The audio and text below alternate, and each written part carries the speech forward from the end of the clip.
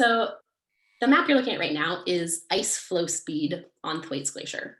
So here's this big old glacier. Like I said, it drains this big catchment of West Antarctica, deep, deep ice. We've got these couple tributaries flowing together. Here's Pine Island right here. And I'm going to show some field data from a location up on the eastern ice shelf. So that's this area right up over here. And the reason we went there was because it was the only place on Thwaites that we could land a plane, pretty much. So we wanted to study the ice-ocean boundary right at the grounding zone. And it would have been great to go down here, but it was crevassed and beaten to shreds. And so we could land a plane over on this little tributary over here, which is maybe evidence for how sometimes field logistics decide where you do science. But what we're interested in is how is the ocean contributing to this thinning signal that we're seeing on Thwaites? The thought is that a lot of the current change in Antarctica is due to changes in the ocean. It's due to that melt at the grounding zone that is causing grounding zone retreat.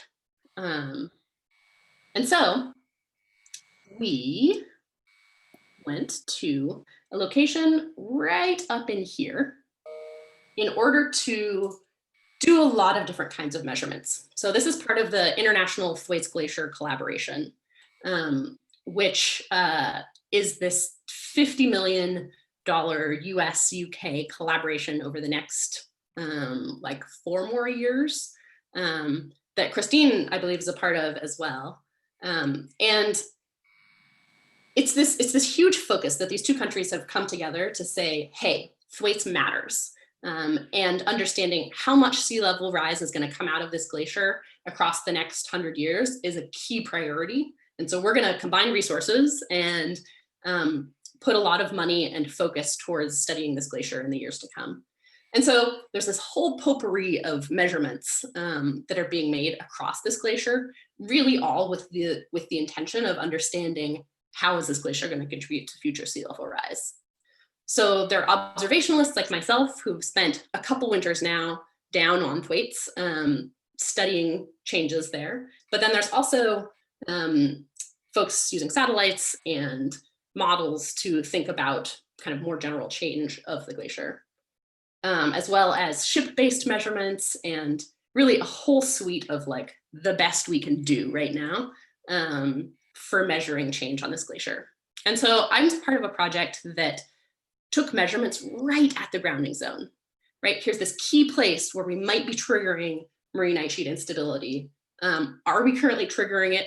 What does the ocean look like there? How is that changing? Are kind of the key questions motivating the work there. And so we actually drilled through the ice in a couple of spots and took measurements in the ocean cavity below.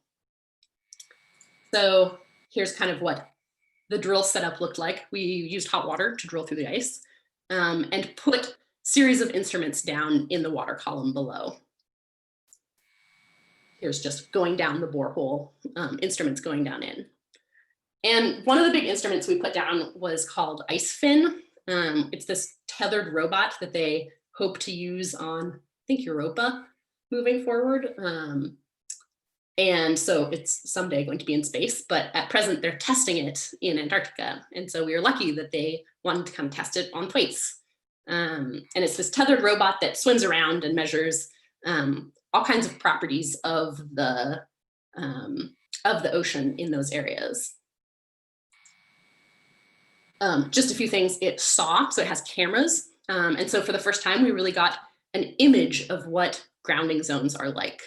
There were these crazy anemones down in there. So this is a sea anemone. It's about this big. It has this burrow up into the ice.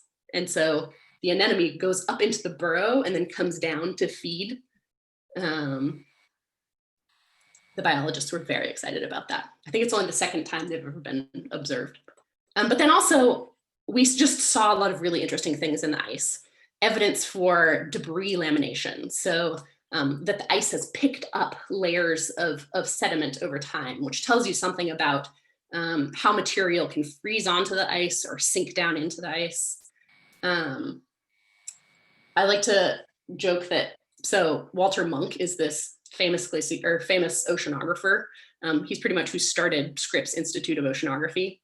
And he took an interest in grounding zones at one point, and one of his papers included this cartoon, which is potentially what scientists are going to find at the point that we can actually go and look at grounding zones. They're just this place that's like impossible to study, right?